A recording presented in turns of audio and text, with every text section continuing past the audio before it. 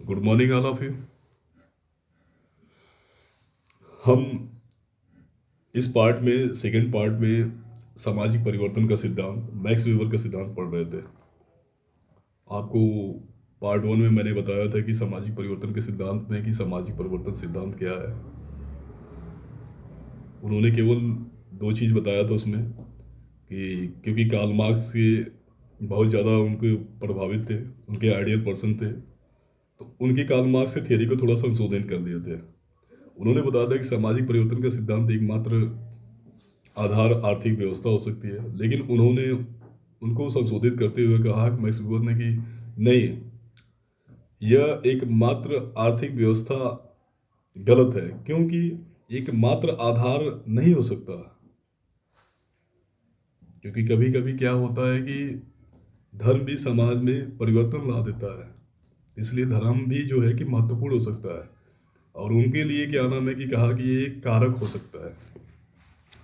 मैंने आपको इस पार्ट टू में यही पढ़ाना है कि बेबर अपने धर्म संबंधी विचार की पुष्टि के लिए दुनिया के 6 महान धर्मों का अध्ययन किया। मैंने पहला ईसाई धर्म, दूसरा हिंदू धर्म, तीसरा बौद्ध धर्म, चौथा इस्लाम धर्म, पांचवा यहूदी धर्म, छठवां कन्फ्यूशियस धर्म। अब हम ईसाई धर्म के बारे में पढ़ते हैं कि ईसाई धर्म है क्या। इसके अंतर्गत कैथोलिक एवं प्रोटेस्टेंट धर्म का अध्ययन करते हैं। मैक्स वेबर कहते हैं कि प्रोटेस्टेंट धर्म का आचार संहिता ऐसी है कि लोगों के अंदर पूंजी कमाने का जुनून पैदा कर देती है, जिसके कारण यहां पूंजीवाद की स्थापना हुई। दूसरा हिंदू धर्म, इस धर्म में पैसा कमाने का जुनून नहीं होता। इस धर्म में, हिंदू धर्म में पैसा कमाने का जुनून नहीं था। इस धर्म का सार तत्व जाति व्यवस्था है। इस धर्म का सार तत्व जाति व्यवस्था है। यहाँ इस प्रकार की विचारधारा या आचार संहिता नहीं पाई जाती है। यहाँ इस प्रकार की विचारधारा या आचार संहिता नहीं पाई जाती थी। यहाँ मोक्ष प्राप्त करना ही मुख्य लक्ष्य है। आपको ये भी पता है कि मैंने एक चीज़ क्लियर किया कि कैथोलिक धर्म प्रोटेस्टेंट धर्म का अध्ययन करते, तो उन्होंने प्रोटेस्टेंट धर्म के बारे में बताया कि इसकी आचार संहिता ऐसी है कि लोगों के अंदर पूंजी कमाने का जुनून पैदा कर देती है, जिसके कारण यहाँ पूंजीवाद की स्थापना हुई। लेकिन आपको भी पता है कि हिंदू धर्म में पैसा कमाने का जुनून पैदा नहीं होता है। इस धर्म का टोटल सार तत्व जाति व्यवस्था पर आधारित है। यहाँ पे इस प्रकार की विचारधारा या आचार संहिता नहीं पाई जाती कि यहाँ नहीं पाई जाती है। यहाँ सिर्फ मोक्ष प्राप्त करना ही मुख्य लक्ष्य होता है। ये हिंदू धर्म का मेन फाइंडिंग रिजल्ट होता है। वहीं बौद्ध धर्म के बारे में उन्होंने अध्ययन किया। उन्होंने बताया कि इस धर्म में भी इस प्रकार की कोई आचार संहिता नहीं पाई जाती है जिससे पूंजी कमाने का जुनून पैदा हो। यहाँ भी वही कंसेप्ट लागू होता है। इस्लाम धर्म में भी उन्होंने, मैक्स वेबर ने बताया कि इस धर्म में भी इस प्रकार की कोई आचार संहिता नहीं पाई जाती है जिसके कारण पूंजी कमाने का जुनून पैदा हो।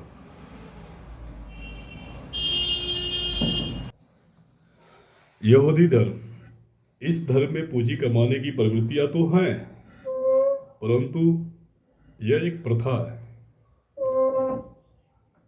यहाँ लोग ब्याज के माध्यम से पूंजी कमाते हैं। इसे पर्या कैपिटलिज्म भी कहते हैं। परंतु यहाँ इस प्रकार की कोई आचार संहिता नहीं पाई जाती है जिससे पूंजी कमाने का जुनून पैदा करता है। यहूदी धर्म में क्या है कि यहूदी धर्म में पूंजी कमाने की प्रवृत्तियां तो पाई जाती है, लेकिन वो पर्या कैपिटलिज्म के माध्यम से पाई जाती है।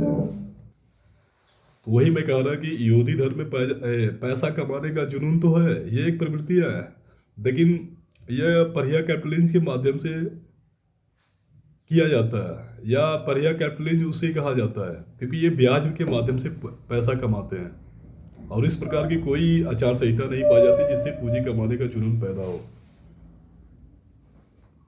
छठवां कन्फ्यूशियस धर्म, यहाँ वह सभी आचार संहिता पाई जाती थी जो पूंजीवाद को जन्म दे सकती थी, जैसे कि प्रोटेस्टेंट धर्म में पाई जाती है किंतु चीन में पूंजीवाद नहीं आया। वेबर ने सोचा कि चीन में अवश्य कोई महत्वपूर्ण कारक है जो धर्म के साथ साथ मिलकर पूंजीवाद नहीं आने देता। वेबर ने यूरोप की सामाजिक संरचना का अध्ययन किया और देखा कि यूरोप में तार्किकता आ चुकी थी। यहाँ मुद्रा और बैंकिंग जैसे आर्थिक तत्व पाए जाते थे जिसके कारण पूंजीवाद आया। वेबर ने चीन की सामाजिक संरचना का अध्ययन किया और पाया पाया कि तार्किकता नहीं आई थी, न ही आर्थिक तत्व पाए जाते थे। यहाँ नौकरशाही परंपरागत नहीं आया।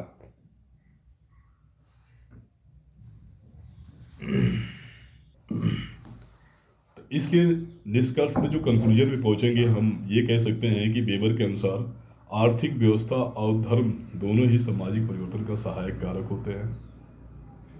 मैंने कहा आपकी कार्ल मार्क्स थ्योरी को उन्होंने आर्थिक व्यवस्था एकमात्र आधार सामाजिक परिवर्तन का आर्थिक व्यवस्था होता था, इसलिए उन्होंने संशोधित करके कहा कि एक आर्थिक व्यवस्था एक महत्वपूर्ण कारक हो सकती है, एक कारक हो सकी, परंतु धर्म भी कभी समाज में परिवर्तन ला देता है, इसलिए धर्म भी एक महत्वपूर्ण कारक है। इसलिए उनके कंक्लूजन की अगर हम बात किया जाए सभी थियरी की, दोनों थियरी कार्ल मार्क्स और मैक्स वेबर की, तो एक चीज़ यही समझ में आया कि आर्थिक व्यवस्था और धर्म दोनों का ही सामाजिक परिवर्तन का सहायक कारक होते हैं। कहने का मतलब कि आर्थिक व्यवस्था और धर्म दोनों ही सामाजिक परिवर्तन के सहायक कारक होते हैं। जहाँ आर्थिक तत्व और आचार संहिता दोनों होती है वहाँ पूंजीवाद होता है, अर्थात substance plus spirit equal to capitalism. ये एक फार्मूला है, यह एक फार्मूला है। उस फार्मूला पे उन्होंने अप्लाई किया, अर्थात कहने का मतलब है कि आर्थिक तत्व प्लस विचारधारा बराबर पूंजीवाद। उन्होंने इस प्रकार की जो है धारणा दी थी। उन्होंने फिर आगे बताया कि धर्म के समाजशास्त्र के बारे में, कि धर्म के समाजशास्त्र क्या हो सकते हैं। उन्होंने बताया कि धर्म का समाजशास्त्र की एक शाखा है जिसके अंतर्गत धर्म का अध्ययन किया जाता है। इस शाखा को समाज से परिचित कराने का श्रेय दुर्खिम को जाता है। दुर्खिम ने समाज और धर्म के मध्य पाए जाने वाला संबंध अध्ययन किया और कहा कि समाज ही धर्म का निर्माण करता है। अधर्म का कार्य समाज में संगठन लाना होता है। दुर्खिम ने अपने इस धर्म संबंधी विचारधारा की पुष्टि के लिए ऑस्ट्रेलिया के अरुंटा जनजाति का अध्ययन किया और टोटम को दुनिया के सभी धर्मों को प्रारंभिक स्वरूप माना, जिसका निर्माण समाज या समूह करता है और यह समाज में संगठन लाता है। उन्होंने धर्म के रूप में ऑस्ट्रेलिया के अरुंटा जनजाति के बारे में अध्ययन किया और उन्होंने टोटमवाद, क्योंकि टोटलिज्म की एक डिफाइन आती है कि टोटलिज्म है क्या, किसके ऊपर आपने किया था, किसने किया था।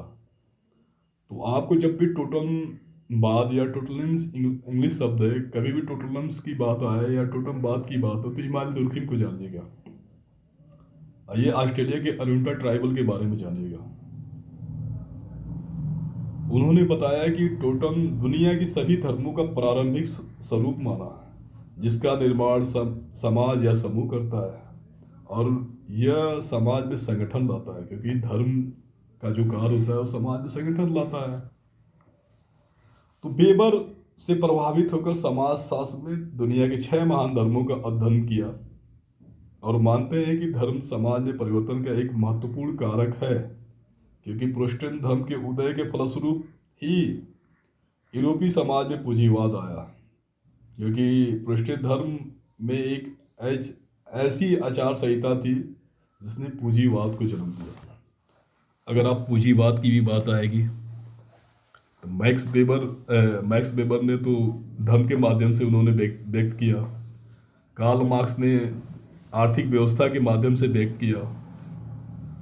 तो दोनों के थ्योरी को अलग अलग जगह, एक आर्थिक व्यवस्था के आधार पे, एक धर्म की व्यवस्था के आधार पे, इन्होंने प्रोटेस्टेंट धर्म की बात की, क्योंकि इन्हीं कारण से प्रोटेस्टेंट धर्म आया। और प्रोटेस्टेंट धर्म के जो मेन उदय था, मेन थीम्स थी, मेन लक्ष्य था, वो पैसा कमाने का जुनून था। क्योंकि जब पूंजीवाद आया है, पैसा कमाने का जुनून था। और जो उन्होंने 5 धर्मों का अध्ययन किया, हिंदू धर्म में भी आपको मैं बता दें कि इस तरह का कोई आचार संहिता नहीं पाई जाती थी। हिंदू धर्म के जो मेन सार तत्व थे वो जाति व्यवस्था थी, और जाति व्यवस्था पर आधारित थी। उनमें भी एकमात्र लक्ष्य था एक मोक्ष प्राप्ति करना। वही जैन धर्म में भी ऐसी कोई आचार संहिता नहीं पाई जाती थी। इस्लाम धर्म में भी कोई संहिता नहीं पाई जाती थी।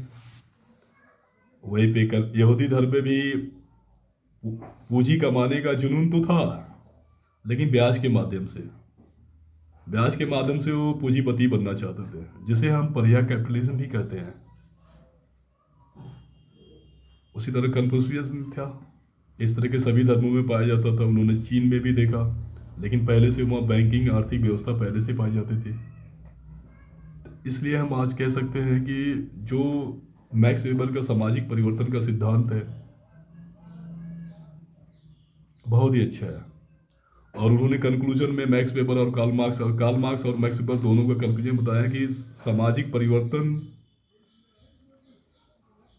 परिवर्तन में आर्थिक व्यवस्था और धर्म दोनों ही सहायक कारक है, या सहायक कारक महत्वपूर्ण है। बस इतना ध्यान दीजिएगा कि इनका दोनों का जो है, दोनों को इंक्लूड कर दिया। क्योंकि मैंने आपसे पहले ही फर्स्ट पार्ट में यही कहा कि उन्होंने एक कारक बताया था आर्थिक व्यवस्था को, लेकिन धर्म को भी एक महत्वपूर्ण कारक बताया। तो इसलिए सामाजिक परिवर्तन का सिद्धांत जो मैक्स वेबर ने है दिया, वो आर्थिक व्यवस्था और धर्म दोनों को सहायक कारक माने। उन्होंने 6 धर्मों का अध्ययन भी किया। तो 6 धर्मों को अध्ययन करने के बाद जो है कि उन्होंने देखा, इसलिए आज जो मैक्स वेबर का सामाजिक परिवर्तन का सिद्धांत है, जो उसके प्रोटेस्टेंट धर्म के जो आचार संहिता है, वो भी बहुत इंपॉर्टेंट है। क्योंकि मैंने कहा कि अगर आपको ISPCS बनना है या फिर कोई बड़ा चीज़ बनना है, तो आपको उस आचार संहिता पे फॉलो करना पड़ेगा। क्योंकि रात दिन मेहनत करना ही है। सिर्फ मेहनत ही एक साधन है, एकमात्र साधन है। रात दिन मेहनत करिए अपने लक्ष्य तक पहुंचने के लिए। साधुओं की तरह जीवन व्यतीत करिए। सब कुछ पूर्व निर्धारित है। किस्मत को जानने का कोई तरीका नहीं होता है।